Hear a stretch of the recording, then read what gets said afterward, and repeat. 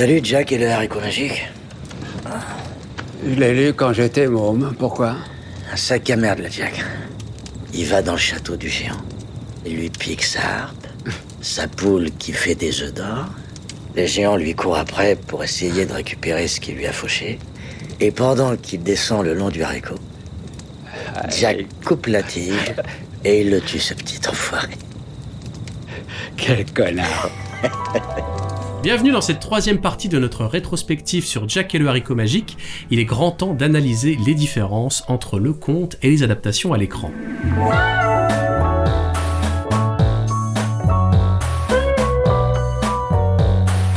Alors, Jack, dans les films, il est clairement présenté comme un héros. C'est généralement l'archétype du bon gars, gentil petit fifi à sa maman, prêt à tout pour l'aider à sortir de la misère.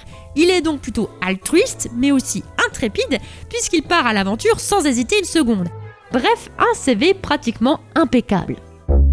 Eh bien Jack, je vois que vous ne manquez pas de qualité, mais avant de terminer cet entretien, dites-moi, quel est votre plus gros défaut ? Mon plus gros défaut, écoutez, je dirais que c'est la naïveté.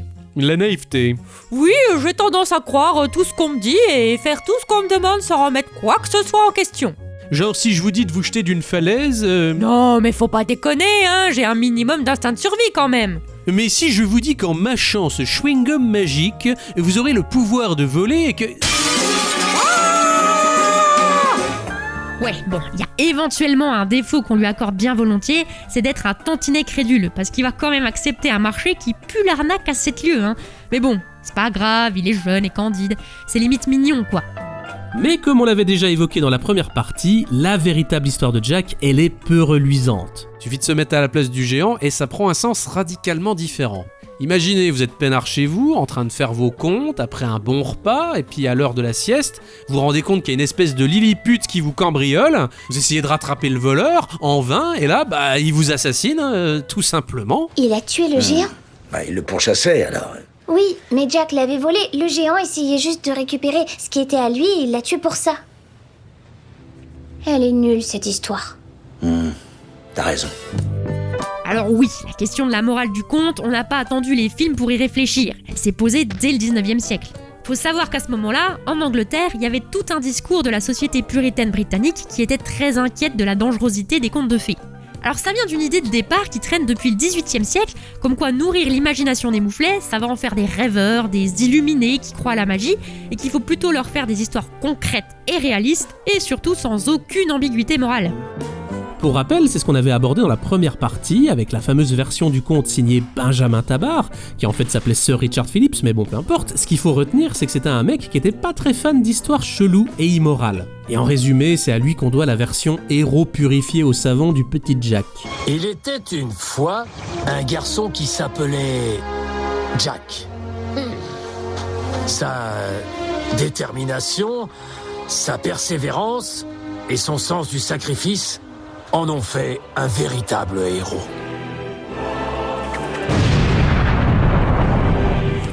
Voilà, sauf qu'évidemment, c'est une réinterprétation du personnage qui, durant des siècles, était clairement dépeint autrement dans toutes les histoires où il apparaissait.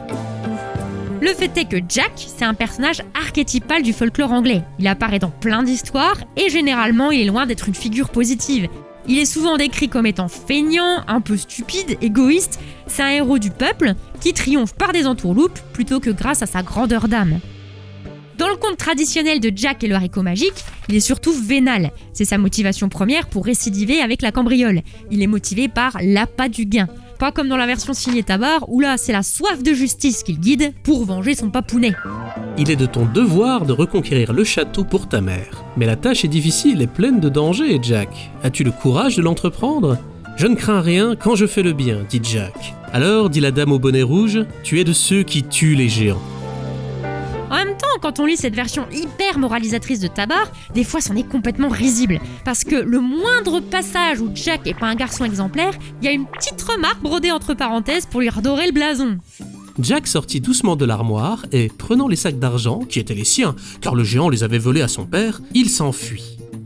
Et des années après, malgré la version de Joseph Jacobs qui revenait aux sources en retirant tout le surplus moralisateur, on constate un nouveau rétropédalage avec des incarnations de Jack en mode super-héros. Je veux dire, même grimper le haricot, passage qui prend moins de 2 lignes dans le texte, ça devient une épreuve pour mettre en avant son courage, parce qu'il faut affronter le vertige, les intempéries, la fatigue. Et évidemment, on évite aussi toute forme de préméditation dans ses intentions. C'est-à-dire qu'au lieu de le faire retourner 3 fois au château pour voler toujours plus de machins, on réduit à une seule excursion, où Jack il se laisse davantage guider par son instinct de survie que par son porte-monnaie. En conclusion, on a l'impression que plus on avance dans le temps et plus ça paraît délicat d'avoir des personnages principaux qui soient des anti-héros. Là, on nous propose des protagonistes qui sont sans défaut, qui n'ont pas besoin d'évoluer, parce qu'ils sont déjà parfaits. N'est-ce pas, Pinocchio 2022 ?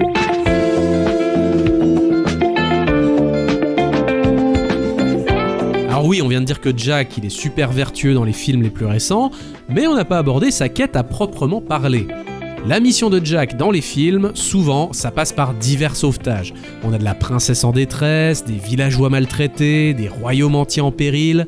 Parfois, c'est même plus simplement la harpe qui est la prisonnière du géant, ou même Loi qui trouve toujours moyen de se plaindre.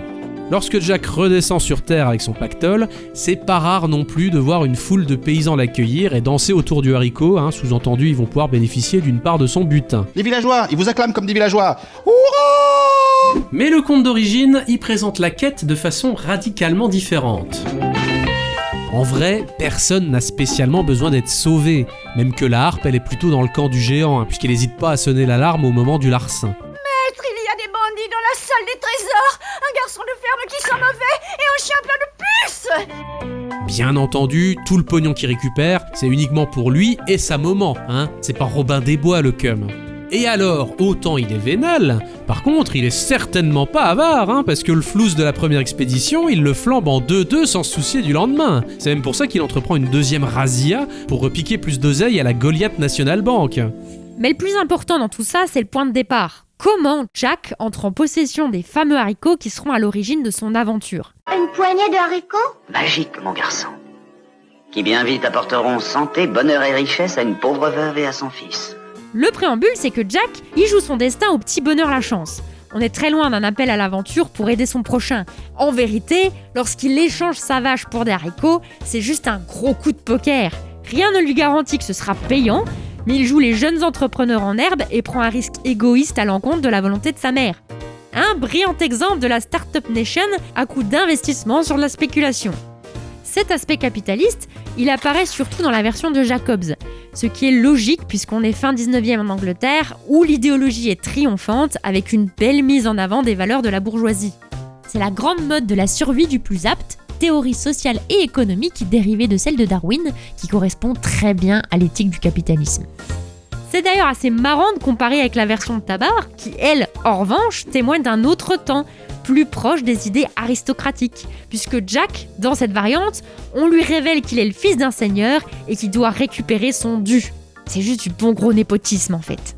Et c'est justement très brillant de la part du téléfilm de 2001 d'exploiter les deux thématiques. D'un côté, on a le Jack numéro 1 qui va acquérir des richesses par des moyens risqués et douteux, et de l'autre, on aborde quand même la question de l'héritage avec l'arrière-petit-fils qui est né avec une cuillère en argent dans la bouche. Ce qui me fait dire que le scénariste, il a bien fait ses devoirs. Ce qui est d'autant plus intéressant avec ce téléfilm, c'est que Jack subit les conséquences des actes de ses ancêtres, et qui doit décider quoi faire de ce grand pouvoir qui, comme chacun le sait, implique de grandes responsabilités. Ce n'est pas tout à fait exact, mais la comparaison est intéressante. Parlons maintenant de l'éléphant au milieu de la pièce, le géant.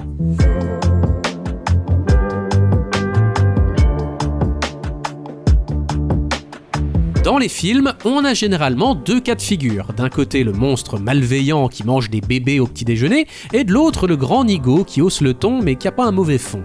Le premier, c'est celui qui termine systématiquement 6 pieds sous terre, alors que le second, il a tendance à survivre jusqu'au générique de fin. Mais là, on va pas parler des géants rigolos, on va se concentrer sur les vilains pas beaux. Ceux-là, on les présente comme des bêtes hideuses, anthropophages, un peu sauvages sur les bords, ou alors, s'ils mènent vraiment une vie de château, en général c'est des squatteurs ou des usurpateurs. Ils se débarrassèrent du roi et de la reine, et par la magie, ils transformèrent tous les gens de ce royaume en souris. Et alors, même si dans le conte traditionnel, on cherche jamais spécialement à rendre le géant sympathique, il est quand même un minimum civilisé. Après tout, ça reste un châtelain installé pépère avec sa compagne qui lui prépare de bons petits plats. Une paix qui est finalement troublée par un visiteur venu d'ailleurs. Jack, l'envahisseur anglais qui débarque au pays par-delà les nuages, ça peut complètement être mis en parallèle avec la colonisation du Nouveau Monde. Genre à peine arrivé sur place, sur ces nouvelles terres, que le voilà déjà en train de piller ses richesses et de se débarrasser de l'autochtone. Après tout, le géant c'est un autre, physiquement proche de l'explorateur, mais différent, avec des coutumes qui lui sont propres. Par exemple, dans le conte, c'est mentionné qu'il mange de l'éléphant, une créature exotique qu'on trouve pas des masses en Cornouailles non plus. L'appétit du géant pour la chair humaine, ça évoque aussi complètement les clichés de cannibalisme qu'on accolait aux populations indigènes, ce qui était super pratique pour justifier la colonisation, voire même le massacre de ces satanés sauvages. Des sauvages, même pas des êtres humains. Des sauvages, foutons-les dehors.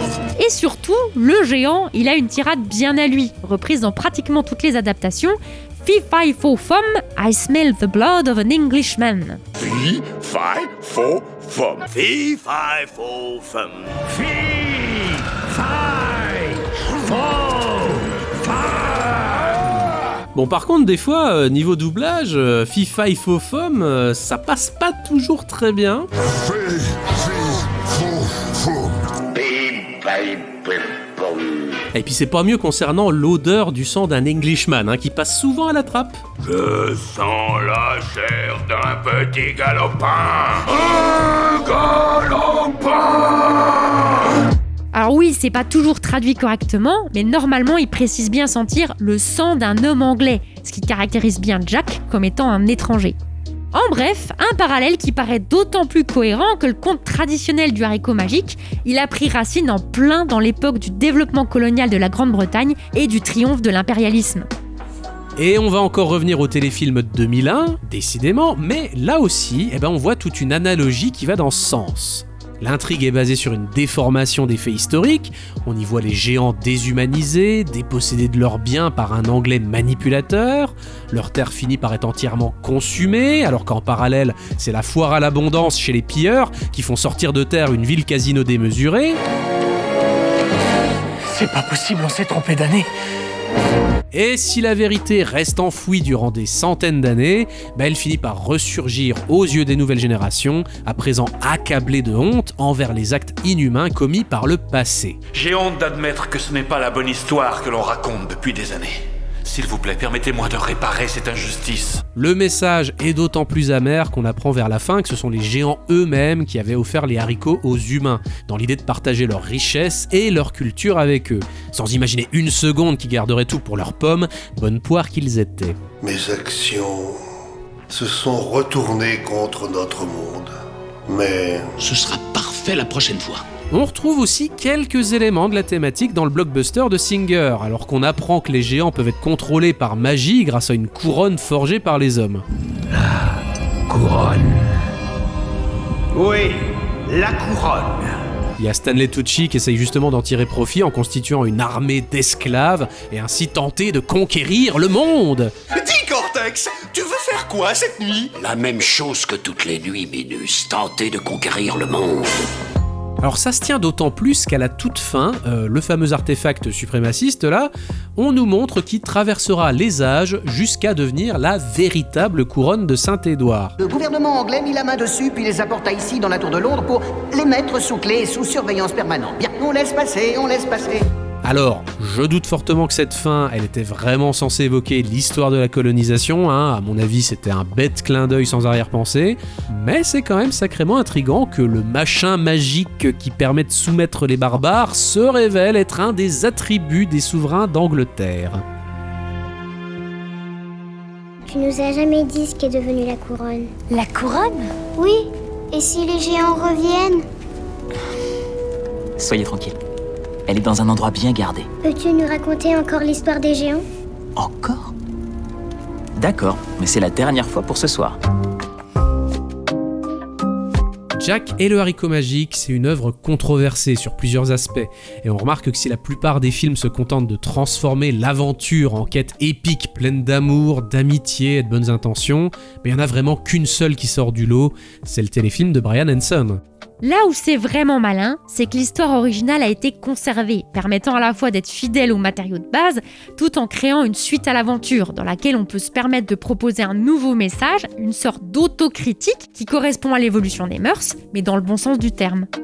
Avec cette version, on ne cherche pas à passer un simple coup de savon sur ce qui pourrait choquer les enfants, comme avec le texte signé Tabar. Non, ici justement on propose une réinterprétation complexe de l'histoire de Jack, qui apporte une nouvelle réflexion sur le conte de base. On se permet donc de hisser cette adaptation à la plus haute place du classement, malgré ses effets spéciaux de l'an 2000 et quelques passages un petit peu ridicules. Mais la magie opère si on plisse un tantinet les yeux, parce que bon, ça fait quand même plaisir de voir un projet qui a du cœur et de l'esprit. Compte à rebours est à présent terminé, on espère que ça vous a plu. Si c'est le cas, on vous remerciera jamais assez de partager la vidéo, mettre un like, vous abonner, c'est encore le meilleur truc à faire pour nous soutenir. On compte sur vous. Ciao. Ciao.